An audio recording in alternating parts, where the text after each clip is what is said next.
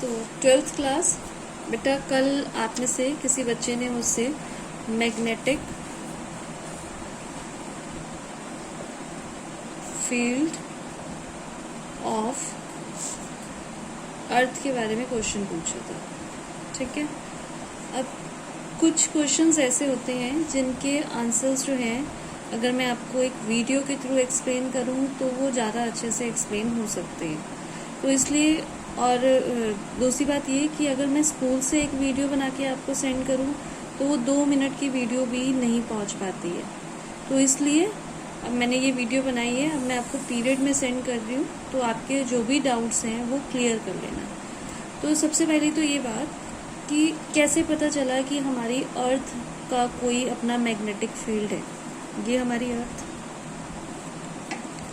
तो बहुत साल पहले ये थ्योरी थी कि जिसके अंदर, पृथ्वी के अंदर जो है, एक बड़ी सी बार मैग्नेट दबी हुई है।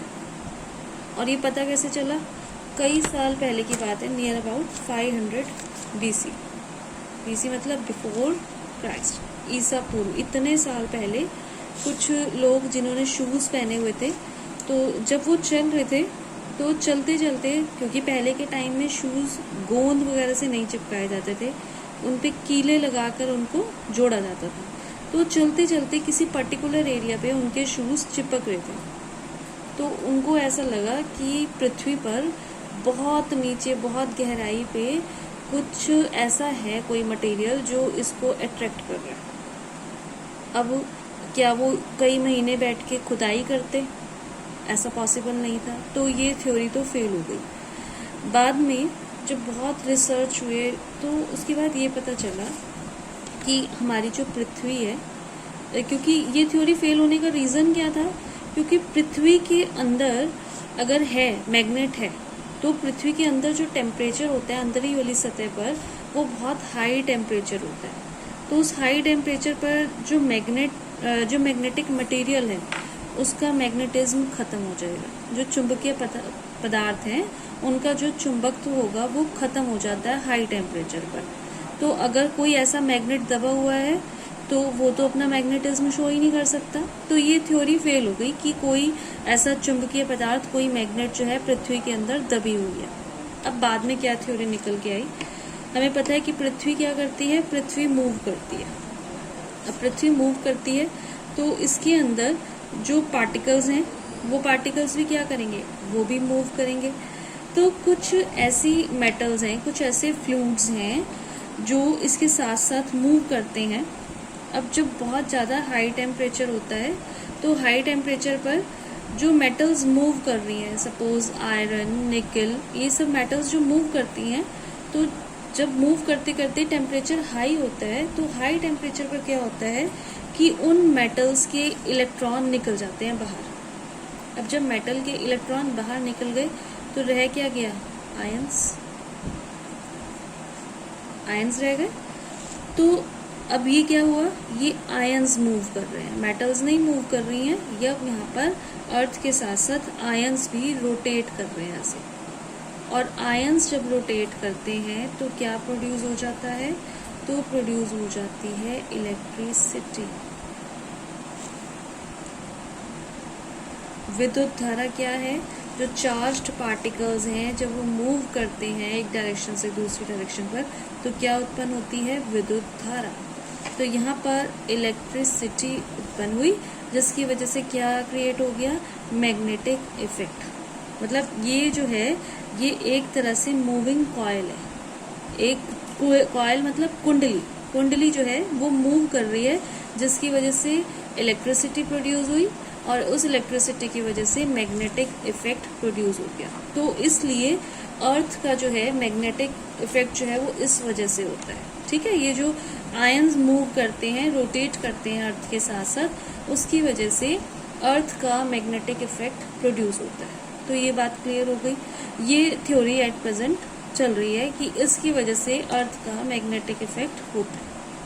अब उसके बाद नेक्स्ट क्वेश्चन ये था कि जो अर्थ का मैग्नेटिक इफेक्ट फील्ड है, वो पृथ्वी पर रखी किसी मैग्नेटिक जो फील्ड होता है उससे ऑपोजिट क्या होता है? मतलब जो नॉर्थ पोल है वो अर्थ के मैग्नेटिक पोल से ऑपोजिट क्यों है, इसका रीज़न। तो अब इसका रीज़न आप इस डायग्राम से समझिए।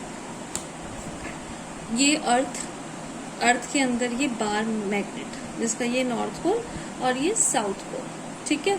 ये बार मैग्नेट जो है ये सिर्फ हमने कल्पना करी है, बट एक्चुअल में मैग्नेटिक इफेक्ट क्यों है वो मैंने अभी आपको एक्सप्लेन किया कि मैग्नेटिक इफेक्ट जो है वो क्यों होता है, क्योंकि आयंस मूव करते हैं, उस वजह से ये मैग्नेटिक इफेक्ट होता है। तो अब एक चुंबकीय सुई होती है। चुंबकीय सुई क्या होती है, चुंबकीय सुई को अगर हम लटकाएं तो वो हमेशा नॉर्थ से साउथ पोल की तरफ जो है, नॉर्थ टू साउथ की डायरेक्शन में वो रुक जाती है। उसको हम किसी भी दिशा में अगर लटका दें वो अल्टीमेटली इस डायरेक्शन में रुक जाती है। तो यहाँ पर अगर हम रखें चुंबकीय सुई को, वो दिशा बताती रहेगी और इस तरीके से हम चुंबकीय वो दिशाओं को जोड़ते रहेंगे तो ये चुंबकीय रेखाएं मिलती रहेंगी। और चुंबकीय रेखाओं की दिशा क्या होती है, नॉर्थ से निकलती हैं ऐसे और साउथ में एंटर कर जाती हैं। फिर से यहाँ साउथ से नॉर्थ में जाएंगी और फिर इस तरीके से वो नॉर्थ से साउथ में जाती रहती हैं। यहाँ पर भी तो ये सारा जो है ये चुंबकीय क्षेत्र है। इसी तरीके से इधर भी आप देख रहे हैं नॉर्थ से साउथ में एंटर करती है। अब बीच में कहीं पर दो बिंदुओं पर ऐसा होता है कि जो चुंबकीय सुई है वो इस तरीके से सीधी हो जाती है, वर्टिकल हो जाती है। अब इसकी डेफिनेशन सुनिए। The place where north pole of needle, जहाँ पर निडल मतलब जो चुंबकीय सुई होती है, जिसको हम चुंबकीय कंपास भी बोलते हैं, उसका जो नॉर्थ पोल है वो कहाँ हो, वर्टिकली डाउनवर्ड, नीचे की तरफ हो, उसको हम क्या कहते हैं, मैग्नेटिक नॉर्थ पोल। मतलब पृथ्वी का चुंबकीय उत्तरी ध्रुव। इसलिए इसको सिर्फ एन से रिप्रेजेंट नहीं करेंगे, एम से रिप्रेजेंट करेंगे। मैग्नेटिक नॉर्थ पोल, पृथ्वी का चुंबकीय उत्तरी ध्रुव, ठीक है। और इसी तरीके से यहाँ पर भी ये वर्टिकल हो जाती है। अब यहाँ पर जहाँ पर जो साउथ पोल है निडल का वो वर्टिकली डाउन होगा। अब आप सोचेंगे कि यहाँ पर तो ये नॉर्थ नीचे दिख रहा है, तो मैंने कहा कि साउथ पोल वर्टिकली डाउनवर्ड हो, तो साउथ पोल जो है वर्टिकली डाउनवर्ड कैसे होगा। अगर आप यहाँ से खड़े हो तो यहाँ आपको नॉर्थ नीचे दिखाई देगा, और अगर आप यहाँ खड़े हो नीचे की तरफ देखें तो क्या नीचे नजर आएगा, साउथ नजर आएगा ना नीचे। तो वो प्लेस जहाँ पर निडल का नॉर्थ पोल जो है वो नीचे की तरफ हो वर्टिकली, वो होता है मैग्नेटिक नॉर्थ पोल। और वो प्लेस जहाँ पर निडल का साउथ पोल नीचे की तरफ हो वो होता है मैग्नेटिक साउथ पोल।